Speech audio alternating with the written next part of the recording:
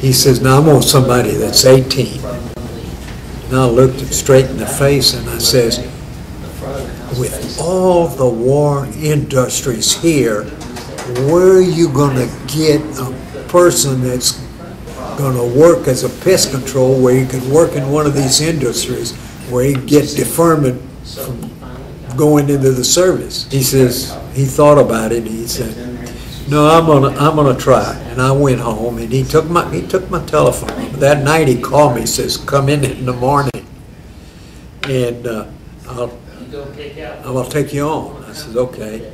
Well, I told my father what I was gonna do. And he said, you know what an exterminator is? And I says, no. He says, he's one step higher than a honey dipper. Do you know what a honey dipper is? Back then, they used to empty septic tanks, but they didn't have pumps. They used big ladles to empty them. So to degrade the people, they called them honey dippers. So I went back and told the guy, I says, I'd like to learn this bit of work, but my father said, and I told him, I said, you know what he told me? He says, one day this is going to be a profession. It's a profession now, he says, but one day they're going to recognize us as a profession. And who was that? That's Mr. Bingham. And when I came out of the service, I couldn't find hides of hair of the guy. He must have died.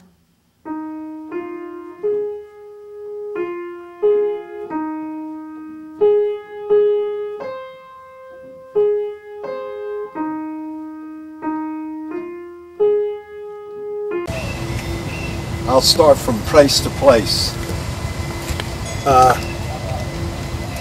This is for bait in the attic. Bait for pharaoh ants, dry bait.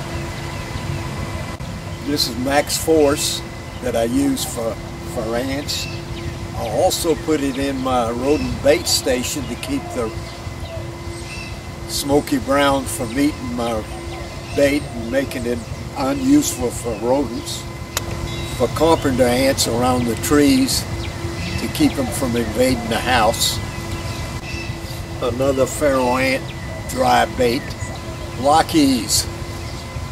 They give you old keys to get in the house,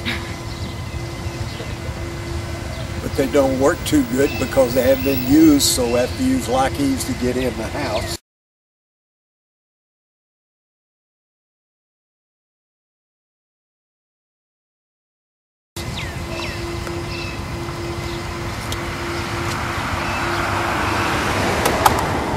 Pharaoh ant bait in plastic tubes, and I don't put out any bait without the instructions with my name on it, telephone, fax number, poison control, what the active ingredients is, and the poison control number. And if there's an antidote, the antidote is on there.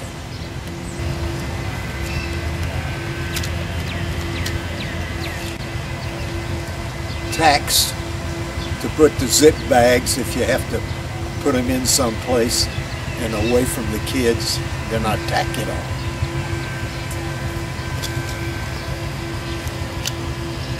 A knife with all the different combinations, like the Boy Scout knife, which I had special made with my name on it, so if I lose it, then know who was there.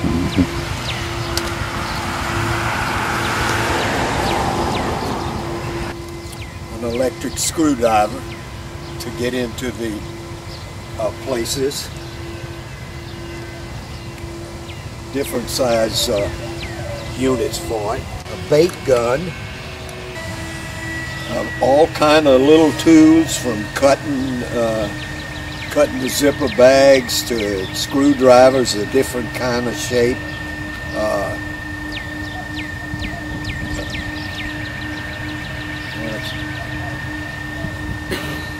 believe that's all that's in there. All kind of little tools I may need to get into places. Dip Allen screws for this if you need to use it for Allen screws. In this I have extra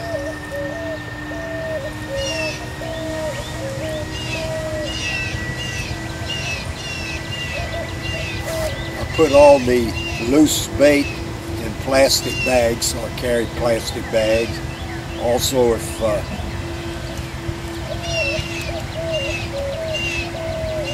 put labels on my rodent stations, but I also put in on both sides all the information on the inside. Then I use a label side with the same thing on both sides I put on the outside of the station.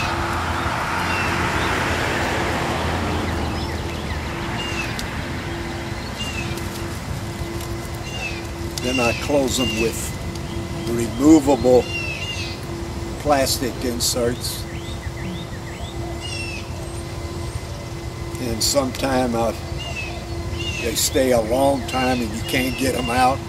Then I carry a tool to cut them off.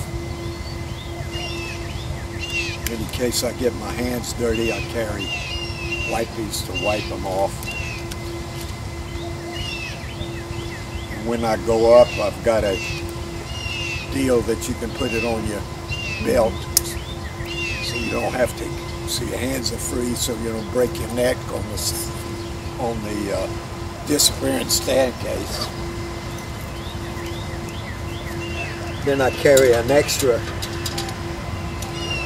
which snaps on. All my gear snap on.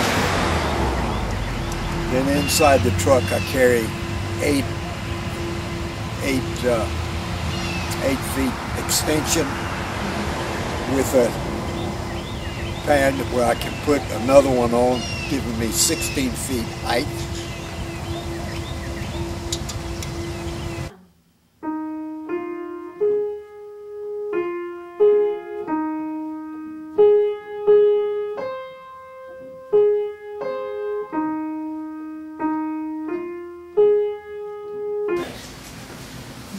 Thank you. All right, no problem.